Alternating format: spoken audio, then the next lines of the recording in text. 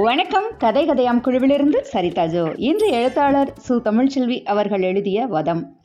கதைக்குள் செல்வதற்கு முன் அவரை பற்றி சில வரிகள். இவங்க திருவாரூர் மாவட்டத்தை சார்ந்தவங்க. எம்ஏ பிஎட் பட்டம் பெற்று அரசு பள்ளி ஆசிரியராக பணியாற்றிட்டு இருந்தாங்க. இப்போ தொடக்கப்பள்ளி ஒன்றோட தலைமை ஆசிரியராகவும் இருக்காங்க. இவருடைய கணவர் ஒரு எழுத்தாளர். அவருடைய பெயர் கரிகாலன். எளிய கிராமத்து பிறப்பும் வாழ்க்கையும் தன்னை எழுத தூண்டுச்சு அப்படின்னு சொல்லுவாங்க சு. தமிழ்ச்செல்வி அவர்கள். மாணிக்கம் அப்படிங்கிற நாவல் மூலமா எழுத்துலகிற்கு அறிமுகமானாங்க. மிக குறுகிய காலத்திற்குள்ளாகவே 7 நாவல்களை எழுதியிருக்காங்க. இவருடைய கதைகள் எல்லாமே உழைக்கும் வர்க்க பெண்களின் வாழ்வியலை மையப்படுத்தி எழுதப்பட்டிருக்கும். இவர் சாமுண்டி, தமிழ்ச்செல்வியின் சிறுகதைகள் அப்படிங்கிற 2 சிறுகதை தொகுப்புகளை வெளியிட்டிருக்காங்க. தமிழ் வளர்ச்சித்துறையோட சிறந்த நாவலுக்கான பரிசு, முற்போக்கு எழுத்தாளர்கள் சங்க பரிசு, கலைஞர் பொற்கிளி விருது பரிசு, ஸ்பேரோ விருது உள்ளிட்ட ஏராளமான விருதுகளை பெற்றிருக்கிறார். சரி, இப்போ நம்ம கதைக்குள்ளே போகலாம். ஒடுக்கு பாஞ்ச தட்டு, இவ்வளோதான் ஒடுக்குன்னு சொல்ல முடியாது, அந்த அளவுக்கு ஒடுக்கு விழுந்த தட்டை கையில் பிடிச்சபடி தெருவழியாக நடந்துக்கிட்டு வர்றாவ. வெளுத்து போன சரிக பார்டர் வச்ச பாவாடையும் கருப்பும் சிவப்புமா கட்டம் போட்ட முழுக்கை சட்டையும் போட்டிருந்தா. இது மாதிரி இன்னும் 2-3 உடுப்புகள் கூட அவகிட்ட இருக்கு. எல்லாம் அந்த ஊர் ஜனங்க கொடுக்கறது தான். கைகள் 2லையும் நிறைய வளையல்கள் போட்டிருப்பா. சிறுசும் பெருசுமா பல அளவுகளில் விதவிதமாக இருந்துச்சு அது பார்க்குறதுக்கு. அது எல்லாமே எங்கேருந்து கிடைச்சிது அப்படின்னா அந்த ஊர் பெண்கள் கொடுத்தது அப்படின்னு சொல்லலாம். ஒன்றா தனக்கு அளவு பத்தாமல் இருக்கும், இல்லை போட்டு சலிச்சு போனதாக இருக்கும். தூக்கி எறியறதுக்கு இவளுக்கு கொடுக்கலாமே அப்படின்னு அதெல்லாம் கொடுத்தது. 2 வாரங்களுக்கு முன்னாடி அடித்த அந்த மொட்டை தலையில் கொஞ்சம் கொஞ்சமாக புதுசாக சின்ன சின்ன முடிகள் அப்படியே ஊசி மாதிரி குத்திட்டு நின்றுச்சு. அவளுக்கு இப்போ ஒரு 22 தான் இருக்கும் வயசு. உருண்டையான முகம், அளவான மூக்கு, கச்சிதமான உதடு, நல்ல விதமாக வளர்க்கப்பட்டிருந்தா ரொம்ப அழகான பெண்ணாக பார்க்கறதுக்கு அப்படி இருந்திருப்பா. பூச்சி அரிச்ச பற்கள் சொத்தையும் சொல்லையுமா இருந்துச்சு. அவளுக்கு வாய் பேசவும் வராது. 5 வயசுல வந்த காய்ச்சல்னால வலது கை கொஞ்சம் கோணி இருக்கும். நாக்கு நரம்புகள் சுருண்டு வாய் பேச முடியாம போயிருச்சு. அவளை ஊமை அப்படின்னு தான் எல்லாருமே கூப்பிடுவாங்க. பள்ளிக்கூடத்துல 2வது மணி அடிச்சுது. மணி அடித்த சத்தம் குறிஞ்சி வீட்டு மோட்டார் கொட்டகைக்கு எதிரில் ஒழிச்சுது. அதை கேட்டு தான் கிளம்பி இருந்தா. ஊமையோட வசிப்பிடம் அந்த மோட்டார் கொட்டகை தான். பள்ளி நாட்களில் பள்ளிக்கூட சாப்பாட்டை வாங்கி சாப்பிட்டுக்குவா. மற்ற நாளெல்லாம் சோறெல்லாம் கேட்டு யார் வீட்டு வாசல்லையாவது போயெல்லாம் நிற்க மாட்டான். வழக்கம் போல தட்டோட தெருவழியாக போய்கிட்டே திரும்பி வருவான். மீந்த உணவு இருந்தால் யாராவது கூப்பிட்டு போடுவாங்க. சோறு கிடைச்சாலும் கிடைக்காட்டாலும் தட்டை கொண்டு போய் மோட்டார் கொட்டகையில் போட்டுருவா. அதுக்கு மேலே கொஞ்ச நேரம் கூட அங்கே தாமதிக்க மாட்டா. வயல்காட்டுக்கு நடுவில் இருக்கிற காளியம்மன் கோயிலுக்கு ஓடிடுவா. கூரை கொட்டகைக்குள்ளே இருக்கிற காளியம்மன் தான் அவளுக்கு அம்மா, அப்பா, கூட்டாளி எல்லாமே. காலடியில் அரக்கனை ஒருத்தனை போட்டு மிதிச்சுக்கிட்டு இன்னொரு அரக்கனை கைகளில் ஏந்தி நின்றுக்கிட்டு இருப்பா அந்த காளி. தன்னோட கோர பற்களால் அவனை கடிச்சு ரத்தம் உறிஞ்சிட்டு நின்றுக்கிட்டு இருப்பா. அவன் முகம் ரௌத்ரத்தால் செவந்திருக்கும். கழுத்தில் மண்டையோட்டு மாலை, மற்ற 10 கைகள்லையும் ஆயுதங்கள். இப்படி ஆக்ரோஷமாக நிற்பா அந்த காளி. அவளை ஊமைக்கு ரொம்ப பிடிக்கும். காளியை அவள் கையெடுத்து கும்பிட்டான். துணிச்சலா கிட்ட போய் தொட்டு பாப்பா. காளியோட முகத்தையும் கோர பற்களையும் கைகளையும் கழுத்தையும் மண்டையோட்டு மாலையையும் ஆசையாக தடவி தடவி பாப்பா. கால்களில் மிதிப்பட்டு கிடக்கிற அரக்கனை பார்த்தா மட்டும் அவளுக்கு கோவம் வந்துடும். எங்கிருந்து தான் வருமோ அவ்வளோ கோவம் வந்துடும். தானும் அவனை மிதிக்கணும் அப்படின்னு சொல்லிக்கிட்டே ஏறி மிதின்னு மிதிப்பா. ஆத்திரம் தீர்ற வரைக்கும் மிதிப்பா. அதுக்கப்புறம் காளியம்மனை கட்டி பிடிச்சிக்கிட்டு அழுவா பாருங்க. அப்படி ஒரு அழுகை. சப்பரத்து மேலே ஏறி நின்றுக்கிட்டு தானும் காளியாக மாறிடுவான். அந்த சராசரங்களும் அதிர்ந்து போகிற மாதிரி சூரசம்ஹாரத்துக்கு கிளம்புவா. காற்றை கிழிச்சிட்டு மின்னல் மாதிரி நீள்ற அவளோட பாதை ஆத்துக்குறிச்சி கருப்பங்கொல்லையில் தான் போய் முடியும். 12 கைகள்லையும் தட்டாமலை சுற்றிக்கிட்டு தன்னோட காலுக்கு அடியில் போடுவா. ஒருவனை காலில், இன்னொருத்தனை கைகளில் அப்படியே ஏந்தி பிடிச்சி சூரசம்ஹார தாண்டவ ஆடி தீத்துருவா. கீழே விழுந்து சப்பரத்தோட சக்கரத்தில் நெத்தி அடிபட்டு ரத்தம் கசிய வெட்டி வெட்டி இழுக்கும். தலை சொடுக்கல்ல நுரைச்ச எச்சிலோட ரத்தம் கலந்து வரும். அவளா கையை காலை நல்லா ஒத்தறிக்கிட்டே கிடப்பா. எவ்வளோ நேரம் கிடந்தான்னு அவளுக்கே தெரியாது. மறுபடியும் தெளிஞ்சு அவளே எழுந்திரிச்சு காளியை பார்ப்பா. அரக்கர்களை வதம் செஞ்ச பெருமிதம் காளியோட முகத்தில் தெரியும். ஊமையோட முகம் சோர்ந்து போயிருக்கும். கீழே விழுந்து உதறி எழுந்திரிச்சதுக்கப்புறம் காளிக்கிட்ட கோபிச்சுக்கிட்டு திரும்பி பார்க்காம போயிடுவான். ஊமையோட சொந்த ஊர் ஆலடி பாலக்கொல்லை. அவளுக்கு 1.25 வயசு இருக்கும்போது அம்மா செத்து போயிட்டாங்க. புருஷனோட சண்டை போட்டுக்கிட்டு முந்திரி காட்டுக்குள்ளே தொங்குனவளை 4 நாள் கழிச்சு தான் கண்டுபிடிக்க முடிஞ்சுது. ஊமைக்கு அம்மாவோட முகமெல்லாம் நினைவில் இல்லவே இல்லை.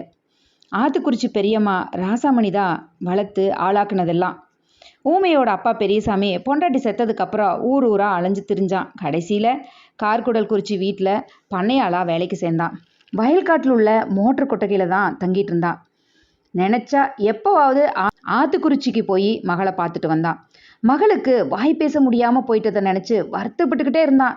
10 வருடங்களா தங்கிட்ட வேலை செஞ்சுக்கிட்டு இருக்கிற பெரியசாமி மேலே குறிச்சிக்கு பரிவு வந்துச்சு. உள்ளூர்லேயே நீண்ட நாளாக கல்யாணமாகாமல் இருந்த ஏழை பெண் வாசுகியை பெரியசாமிக்கு கட்டி வச்சாரு. பொண்ணுக்கு அம்மா மட்டும்தான், அதனால் வீட்டோட மாப்பிள்ளையா அங்கேயே இருந்துட்டான். பன்னிக்குட்டியை கூட அழகாக காட்டுற பருவத்தில் தான் இருந்தா ஊமை. தான் ஒரு பருவம் எய்திய பெண் அப்படிங்கிற அறிவு அவகிட்ட ரொம்ப குறைவாக தான் இருந்துச்சு. எல்லார்கிட்டையும் ஆசையாக பழகுவான். யாரை பார்த்தாலும் ஓடி போய் சைகையாலேயே விசாரிப்பான். கை விளங்காட்டாலும் வாய் பேச முடியாட்டாலும் ராசாமணியோட கவனிப்பால் பார்க்கறதுக்கு ரொம்ப அழகாக இருந்தா ஊமை. ஆத்துக்குறிச்சியில் ராசாமணியோட சொந்தக்கார விடலை பசங்க 2 பேர் இருந்தாங்க. இவங்க 2 பேருக்கு நீண்ட நாளாகவே ஊமை மேலே ஒரு கண்ணு. அப்பப்போ 2 பேர் மிட்டாய் வாங்கி தர்றது, உப்பு கடலை பட்டாணி வாங்கி கொடுக்கறது, இப்படி ஊமைக்கிட்ட நல்ல பழக்கத்தை ஏற்படுத்திக்கிட்டாங்க. அன்னைக்கு ராசாமணி வெளியூர் போயிருந்தா. அதை கவனித்த 2 பேரும் தின்பண்டங்கள் வாங்கி கொடுத்து கருப்பங்கொல்லைக்கு அழைச்சிட்டு போனாங்க ஊமையை. அவங்களோட திட்டத்தை தெரிஞ்சுக்காத ஊமை அப்பாவியா கருப்பங்கொல்லைக்கு போனான். வாலிபம் அவங்க 2 பேர்த்தையும் வேட்டை நாய்களாக மாற்றி இருந்துச்சு. அவர்களோட வெறிச்சையில பார்த்து அதிர்ச்சி அடைஞ்சவளா ஊளையிட்டு கத்த ஆரம்பிச்சா. அவள் கத்துறது ஆபத்துன்னு கருதின அவங்க 2 பேரும் வாய்க்குள்ள துணியை வச்சு அழுத்தி அவளை நாசப்படுத்தினாங்க. வாய்க்குள்ள துணியை வச்சு அழுத்தினதுல திக்கு முக்காடி போன ஊமை மயங்கி விழுந்து இருட்டுற வரைக்கும் அங்கேயே கிடந்தா. அப்புறம் மயக்கம் தெளிஞ்சு எழுந்து அழுதுகிட்டே வீட்டுக்கு வந்தா. வெளியூர் போயிட்டு அப்பதான் வந்து சேர்ந்திருந்தா ராசாமணி. தன்னோட மகளோட அலங்கோலத்தை பார்த்துட்டு, ஐயோ தெய்வமே, என்ன ஆச்சு என் பிள்ளைக்கு அப்படின்னு தலதலையா அடிச்சுக்கிட்டு அழுது கூப்பாடு போட்டான். ஊரை கூட்டிட்டான். பஞ்சாயத்து பேசி முடிஞ்சுது. 2 பேர்த்தையும் ஊர்காலில் விழ வச்சாங்க. அவதார தொகை வசூலிச்சுட்டு ஊர் பொது நிதியில் அதை சேர்த்துக்கிட்டு விட்டுட்டாங்க. அந்த நேரத்திலிருந்து ஊமை சித்தம் கலங்கியவள் மாதிரி திரிய ஆரம்பிச்சான். நடந்த கொடுமையெல்லாம் பெற்றவங்க கிட்ட சொல்லிடணும் அப்படின்னு நினைச்சா ராசாமணி. பெரியசாமிக்கு ஆள் அனுப்புனா. செய்தி கேள்விப்பட்டு பெரியசாமியும் அவனோட பொண்டாட்டி வாசுகியுமா 2 பேரும் வந்து ஆத்தங்குறிச்சிக்கு சேர்ந்தாங்க. அதுக்கு மேலேயும் தன்னோட ஊமையை வச்சிருக்கிறதுக்கு ரொம்ப பயந்துருந்தா ராசாமணி. கார்குடலுக்கு அழைச்சிட்டு போறதா சொன்னான் பெரியசாமி. 1.25 வயசுலேருந்து 14 வயசு வரைக்கும் வளர்த்த மகளை அழுதுகிட்டே வழி அனுப்பி வச்சா ராசாமணி. கார்குடல் வந்ததுக்கு அப்புறம் ஊமைக்கிட்ட நிறைய மாற்றம் ஏற்பட்டிருந்துச்சு. மூளை கலங்கி பேதளித்தவளை மாதிரி நடந்துக்கிட்டா. தினமும் குளிக்கிறதெல்லாம் கிடையாது. துணிமணிகளை அலசி கட்டிக்கணும் அப்படிங்கிறதெல்லாம் கிடையாது. அழுக்கு நாத்தம் அடிச்சுக்கிட்டே இருக்கும் எப்பவுமே அவ மேலே. ஊமையை உட்கார வச்சு தலையை சீவி விடுறதுக்கு கூட வாசுகிக்கு கொமட்டிட்டு வந்துச்சு. முடி பரட்டையாக பறந்து முடிச்சுட்டு சடை விழுந்துச்சு. வீட்டுக்கு தூரம்னா துணியை கட்டி கொள்வது கூட கிடையாது. கை காலோட இழுப்பிக்கிட்டு பாவாடையில் கரைப்படிஞ்சு ஈமொச்சு நாரி போய் கிடந்தா. வாசுகிக்கு ஊமையை பார்க்கவே பிடிக்கல. இதனால் பெரியசாமி கிட்ட அடிக்கடி சண்டை போட்டுக்கிட்டே இருந்தா. மறுபடியும் அவளை ஆத்துக்குறிச்சிக்கே கொண்டு போய் விட்டுடுங்க அப்படின்னு சொன்னான். பெரியசாமிக்கு அந்த மாதிரி செய்கிறது கொஞ்சம் பிடிக்கல. அவளை அங்கே அழைச்சிட்டு போகிறத காட்டிலும் தான் முன்னாடி தங்கி இருந்த மோட்டர் கொட்டைகளை தங்க வச்சுக்கலாம் அப்படின்னு முடிவு பண்ணி அங்கே கொண்டு போய் தங்க வைக்கிறான். மோட்டர் கொட்டைக்குள்ளே எண்ணெய் பசையோட அழுக்கு படிஞ்சு கிடந்த தட்டை எடுத்துக்கிட்டு விலைக்கு சுத்தம் பண்ணி கொடுத்தான். தட்டில் பேர் வெட்டி இருந்துச்சு. 3வது வருஷம் மணிமுத்தார் வெள்ளத்தில் அடிச்சுக்கிட்டு வந்து ஒதுங்கி கிடந்த தட்டு அது. எதுக்காவது ஆகும்னு மோட்டர் சாமான்களோடு எடுத்து போட்டு வச்சுருந்தான். இப்போ அது அவளோட மகளுக்கு பயன்பட்டுச்சு. தினமும் 2 வேளை சோறாவது குறிஞ்சி வீட்டிலிருந்து வாங்கிட்டு வந்து கொடுத்துக்கிட்டு இருந்தான் பெரியசாமி. மோட்ரு இறைக்கும் போதெல்லாம் மல்லிகாவை கூப்பிட்டு குளிக்க வைக்க சொன்னான். மோட்டர் திடலில் நின்று மாமரங்களுக்கிடையே கொடி கட்டி கொடுத்தான். துணிமணிகளை துவைச்சு காயப்போட பழக்கினான். கொஞ்சம் கொஞ்சமாக ஊமை தெளிவானான். பெரியசாமி சொல்லாமலேயே குளிக்கவும் துணி துவைக்கவும் ஆரம்பிச்சுக்கிட்டான். ஒரு நாள் பள்ளிக்கூடத்தில் சோறாக்கி போடுற ஆயா ஊமையை பார்த்துட்டு பரிதாபப்பட்டான். தட்டை எடுத்துக்கிட்டு வா அப்படின்னு தன்னோட அழைச்சிக்கிட்டு போனான். பள்ளிக்கூடத்தில் உட்கார வச்சு தட்டு நிறைய சோறு போட்டான். ஆத்தா, தினமும் சோறு போடுற நேரத்துக்கு இங்கிட்டு வந்துரு, நான் உனக்கு எம்பிட்டு சோறு வேணுமோ அம்பிட்டு சோறு போடுறேன் அப்படின்னு சொல்லி அனுப்பிச்சி வச்சான். சொன்னது மாதிரி தினமும் பள்ளிக்கூடத்தில் அவளுக்கு சோறு போட்டான். மகளுக்கு சோறு வாங்கி கொடுக்குற வேலை இல்லாமல் போச்சு பெரிய சாமிக்கு. உந்தி உந்தி வேக வேகமாக எங்கேயோ நடந்து போயிட்டு இருந்தான். அந்த நேரத்தில் ஒரு வீட்டில் இருந்து ஒரு சத்தம் வந்துச்சு. ஊமை இங்கே வா, இங்கே வா அப்படின்னு. அவள் காதில் விழாத மாதிரி நடந்தா. ஏ ஊமை, கூப்பிடுறது காதில் விழலை அப்படின்னு சொல்லி மறுபடியும் அதட்டெல்லாம் கூப்பிட்டான். நின்று கூப்பிட்டு அவளை திரும்பி பார்த்தவ தன்னோட போக்கில் மறுபடியும் நடக்க ஆரம்பிச்சான். ஊமை அப்படின்னு கூப்பிட்டா ஏன் என்னன்னு கேட்குறது மாதிரி எதிர போய் நிற்பாளே. ஆனால் இப்பெல்லாம் அப்படி யார் கூப்பிட்டாலும் அவளுக்கு பிடிக்கிறது இல்லை. காதில் வாங்காமல் போயிடுவா. பள்ளிக்கூடத்துக்கு நெய்வேலியிலேருந்து புதுசாக வந்திருக்கிற டீச்சரு தட்டில் இருந்த பேரை பார்த்துட்டு உன் பேர் மல்லிகாவா அப்படின்னு கேட்டாங்க. ஏதோ ஒரு ஆசையில் ஆமாம் அப்படின்னு அவளும் தலையாடினா. அன்னைக்கிலிருந்து அவளை மல்லிகா அப்படின்னு தான் டீச்சர் கூப்பிட்டாங்க. டீச்சரை பார்த்து பள்ளிக்கூட பிள்ளைகளும் மல்லிகா மல்லிகா அப்படின்னு கூப்பிட ஆரம்பித்தாங்க. இது மெதுவாக ஊருக்குள்ளேயும் பரவ ஆரம்பிச்சுது. கூப்பிட கூப்பிட திரும்பி பார்க்காம போகிறத பாரு இந்த ஊமையை, இந்த ஊமைக்கு வந்த வாழ்வை பாரு அப்படின்னு பக்கத்து வீட்டு பெண்ணுக்கிட்ட முறையிட்டுக்கிட்டு இருந்தா. ஊமையை கூப்பிட்ட அந்த பெண்ணு, அது பெருமேச்சக்கார மாடு, அவுத்து விட்ட ஐயனார் கோயில் காடு போயிட்டே நிற்கு அப்படின்னு பக்கத்து வீட்டுக்காரியும் சொன்னான். 4 பழையது கிடக்குது, ராத்திரி பெஞ்ச மழைக்கு இறக்கம் இல்லாமல் போயிடுச்சு, வீணாத்தானே போகுது, போடலாம்னு பார்த்தா இந்த திருவிக்கிட்டு போகிறாளே அப்படின்னு சொன்னவனையும் பள்ளிக்கூட இருக்கிற அன்னைக்கு ஊறுச்சோறு அதுக்கு இறங்காது, பால்வாடி சோறு 12 மணிக்கு தட்டு நிறைய வாங்கி திங்கோ, அது முடிஞ்சு 1 மணிக்கெல்லாம் பள்ளிக்கூடத்து சோறு, அந்த சோத்து வாங்கி வந்து ராஜா பாட்டுக்கு வச்சிருவா, அப்புறம் எதுக்காக நாம கூப்பிட்டு அண்ணாந்து பார்க்க போகுது அப்படின்னு அந்த பெண்ணு சொல்ல, ஓ அப்படியா சேதி அப்படின்னு இன்னொரு பெண்ணுன்னு சொல்ல, அதோடு இல்லாமல் பள்ளிக்கூடத்துக்கு இப்போ புதுசாக வந்திருக்குதே ஒரு டீச்சர் அம்மா, தான் வீட்டில் செய்கிற தின்பண்டத்தை நல்லது கெட்டதை எல்லாத்தையும் கொண்டு வந்து கொடுக்குதாமா, தினமும் சுத்தமாக பல்லு விளக்கி குளிச்சு துணி துவைச்சு கட்டிக்கிட்டு வரணும்னு சொன்னதோட பல்லு பொடி சோப்பு எல்லாம் கொடுத்துட்ருக்குதாமா. ஓ சோப்பு போட்டு குளிக்கிற அளவுக்கு ஒசந்து போனாலும் இந்த ஊமை, ஆடக்கடவுளே, அதுதான் அப்படி மினுக்கிட்டு போகிறாளா? டீச்சர் பாடம் சொல்லி கொடுக்குறப்போ இதுவும் பிள்ளைகளா போய் உட்காந்துக்குதாமா. அட ஆண்டவனே, கடவுளே, இந்த ஊமைக்கு இப்படி ஒரு வாழ் வரும்னு யாருக்கு தெரியும், யாரு கண்டா அப்படின்னு அந்த தெருவுக்குள்ள இருக்கிற 2-3 பெண்கள் சேர்ந்து பேசிக்கிட்டு இருக்கிறாங்க. மல்லிகா தெருவை கடந்து பள்ளிக்கூட வளாகத்தை அடையும் போது பிள்ளைகள் எல்லாம் இறைவணக்க கூட்டத்துக்காக வரிசையில் நின்றுக்கிட்டு இருந்தாங்க. பள்ளிக்கூட சீருடையில் பையன்கள் தனியாகவும் பெண் குழந்தைகள் தனியாகவும் வரிசையில் நின்றுக்கிட்டு இருந்தாங்க. அந்த வரிசையில் தானும் போய் நின்றுக்கணும்னு அவளுக்கு ஆசையாக இருந்துச்சு. குனிஞ்சு தன்னோட சட்டையும் பாவாடையும் ஒரு தடவை மோந்து பார்த்துக்கிறான். வாசம் எதுவும் வரல, சோப்பு வாசனை தான் அடிச்சுது. அந்த வாசனை அவளுக்கு பிடிச்சிருந்தது. இதெல்லாம் புது டீச்சர் தான் காரணம் அப்படின்னு நினைச்சவா புது டீச்சர் நிற்கிற இடத்த பார்க்குறான். மாணவர்களை வரிசையாக கவனிச்சபடி நின்றுக்கிட்டு இருந்தாங்க. அவங்க ஓடி போய் தான் சுத்தமாக பளிச்சுன்னு வந்திருக்கிறத காட்டிட்டு வணக்க சொல்லிட்டு வரலாம்னு நினச்சான். மற்ற ஆசிரியர்கள் அடிச்சிருவாங்க அப்படிங்கிற பயத்தில் கூட்டம் முடிகிற வரைக்கும் ஓரமாக நின்றுட்டு கவனிச்சுக்கிட்டு இருந்தான். மாணவர்களோட வரிசைகளுக்கு எதிராக அங்கேயும் இங்கேயும் ஆசிரியர்கள் நின்றுக்கிட்டு இருந்தாங்க. 7ஆம் வகுப்புக்கு புதுசாக வந்திருந்த வாத்தியார் இளம் வயசுக்காரரு, கட்டையா கருப்பா கொஞ்சம் உடல் பருமனாக இருந்தார். ஒரு கணம் அவரையே பார்த்துக்கிட்டு இருந்த மல்லிகாவுக்கு மின்னல் வெட்டின மாதிரி ஒரு வலி. ஆத்துக்குறிச்சி கருப்பு கொள்ளையில் நடந்தது அவள் கண்ணு முன்னாடி விரிஞ்சுது. அவளோட மார்பையும் தொடையையும் கவ்வுற வேட்டை நாய்கள். காளியோட கண்கள் சிவந்துச்சு, முகத்தில் ரௌத்திரம் பொங்குச்சு. ஊ அப்படின்னு ஒரு பெரும் கூச்சலோட தன்னோட வலது காலை தூக்கி தரையில் உருண்டவனை மிதிச்சா. கையில் இருந்த சூளத்தை வேகமாக உயர்த்தி இன்னொருவனோட நெஞ்சில் பாய்ச்சினான். மிதிச்சுக்கிட்டு இருந்த வலது காலையும் தன்னோட இடது கையும் அப்படியே உயர்த்தி நின்றுக்கிட்டு இருந்த நேரத்தில் வேறிருந்த மரம் மாதிரி தொப்புன்னு தரையில் சாயிறான். அரக்கனோட நெஞ்சில் பிளந்த ரத்தம் அவளோட வாய்க்கடையில் நுரைச்சி வழிஞ்சுது.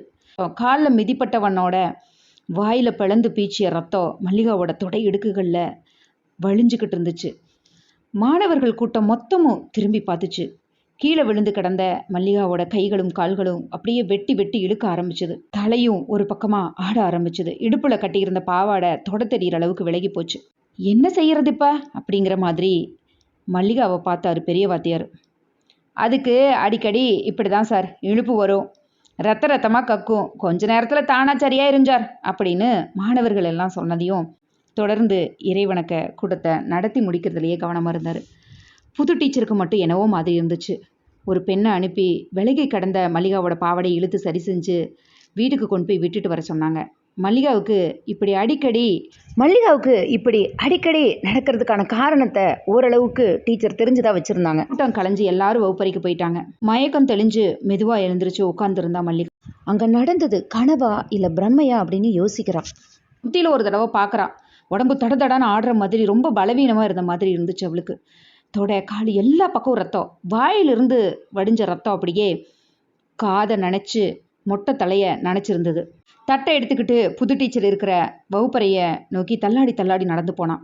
அவளை பார்த்ததும் டீச்சர் பதறி போய், ஆறு மல்லிகா, உன் உடம்பு முழுக்க ரத்தம் வடிஞ்சு போய் கிடக்கு, இதோட நீ இங்கே இருக்கக்கூடாது, தட்டை கொடுத்துட்டு நீ போய் குளிச்சுட்டு வா, நீ வாரத்துக்குள்ளே சோறு போட்டால் நான் வாங்கி வச்சிருக்கேன் அப்படின்னு சொன்ன உடனேயும் தயக்கமாக திரும்புகிறா மல்லிகா. மறுபடியும் அவளை கூப்பிட்டு, துணிமணியை துவைச்சி உடம்புக்கு நல்ல சோப்பு போட்டு குளிச்சுட்டு வரணும் சரியா அப்படின்ன உடனேயும் சரின்னு தலையாட்டிக்கிட்டே திரும்பி நடக்கிறான். தெரு வழியாக போகிறப்ப மல்லிகாவை பார்த்த பெண்கள் எல்லாரும் மூக்கை பொத்திக்கிட்டு வாயில் சுரந்த எச்சில துப்பி அருவருத்து ஒதுங்கி நின்னாங்க. இந்த கருமாந்திர வேற இதுக்கு மாதம் மாதம் வந்துடுது அப்படின்னு சொல்கிறா ஒருத்தி. துணிமணி கட்ட தெரியுதா, சுத்தவத்தமாக இருக்க தெரியுதா, இதெல்லாம் என்னத்துக்கு இந்த உசுரை வச்சுக்கிட்டு கிடக்கணும் அப்படிங்கிறா இன்னொருத்தி.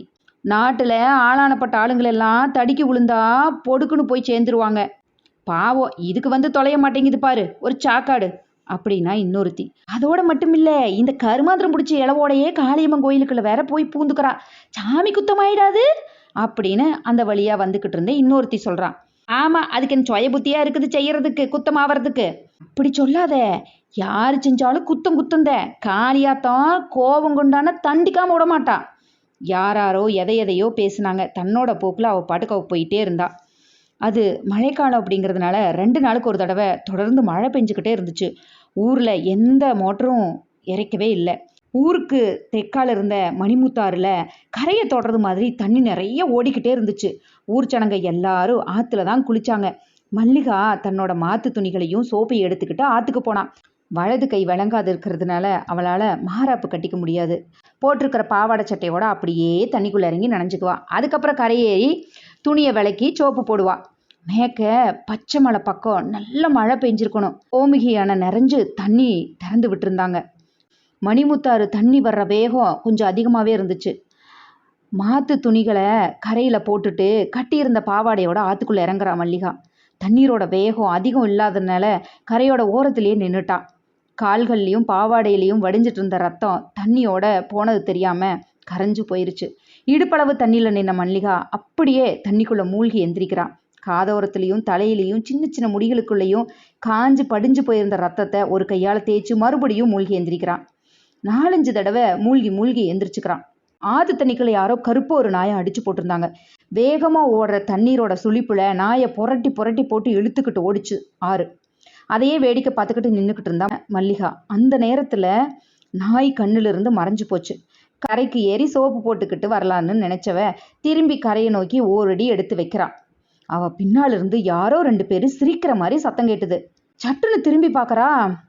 கருப்பங்கொல்லையிலிருந்து ஆத்துக்குறிச்சி வெடலை பசங்க 2 பேர் இவளை நோக்கி வந்தாங்க. இன்னைக்கு உங்களை விடமாட்டேன்டா அப்படின்னு மனசுக்குள்ளேயே கருவிக்கிறான். ஊழித்தி வேகமாக கிளர்ந்து எழுந்துச்சு. ஊ ஊ அப்படின்னு சத்தம் போட்டு சூளத்தை ஓங்கி தூக்கி புலி மாதிரி பாஞ்சா. அவளோட ஆவேசத்தை பார்த்து 2 பேரும் அதிர்ந்து ஓட ஆரம்பிச்சாங்க. விடுறதா இல்லை அவ. தண்ணியோட அடியாளம் வரைக்கும் நீந்தி போனாங்க 2 பேரும். அதுக்கு மேலே ஓட வழி இல்லாமல் திகைச்சு போனாங்க. மூச்சு திணறுச்சு. ரௌத்ரத்தோட ஆடுனா காளி. வானமும் மண்ணும் நடுங்கிற அளவுக்கு ஓங்காரமாக ஆட ஆரம்பிச்சா காளி. அந்த செவ்வரி ஓடுன அந்த விழிகள் தெரிச்சு விடுற மாதிரி உருட்டி பார்க்கறான். மின்னலும் இடியமா பிரளயம் பொங்குது. திசையெல்லாம் நடுங்க ஆரம்பிக்குது. 12 கைகள்லையும் காளி ஆயுதங்கள். சம்ஹாரம் நிகழ்ந்து முடிஞ்சதுக்கப்புறம் ஆத்தோட போக்கு சீராச்சு.